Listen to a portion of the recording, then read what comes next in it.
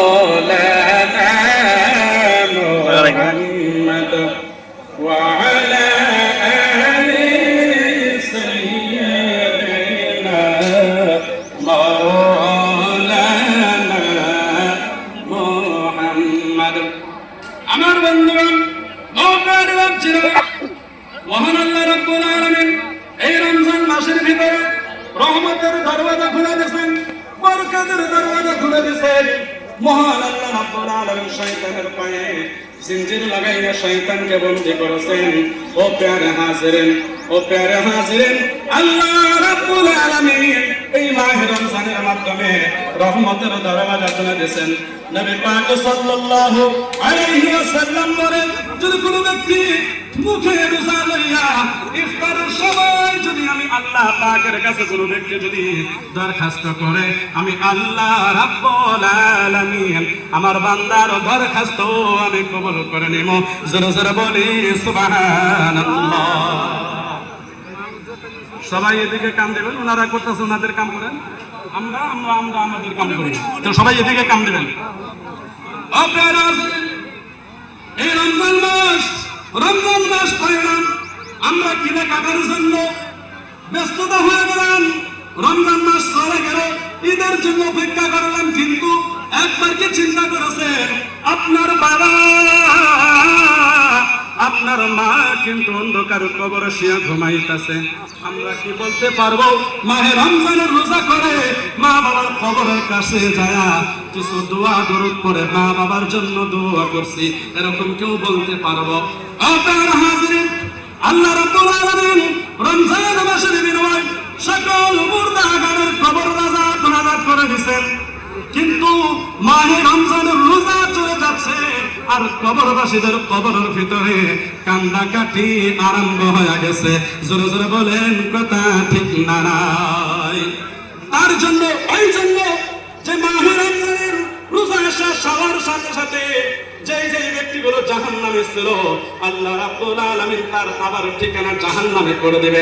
যে ব্যক্তির কবরের ভিতরে জাহান্নামের ফেরেশতাকে মুকাররর করা হয়েছে, মহান আল্লাহ রাব্বুল আলামিন রমজান মাস চলে যাওয়ার সাথে সাথে আবার তার কবরের ভিতরে জাহান্নামের ফেরেশতা মুকাররর করে দিবে। যার জন্য কবরবাসীরা আল্লাহ পাকের কাছে দোয়া করে, মাওলাই কারীম তুমি যদি মাহে রমজানের রোজা এক বছর যদি রাখতা, আমরা কপাল মন্দ হয়ে যাইতাম।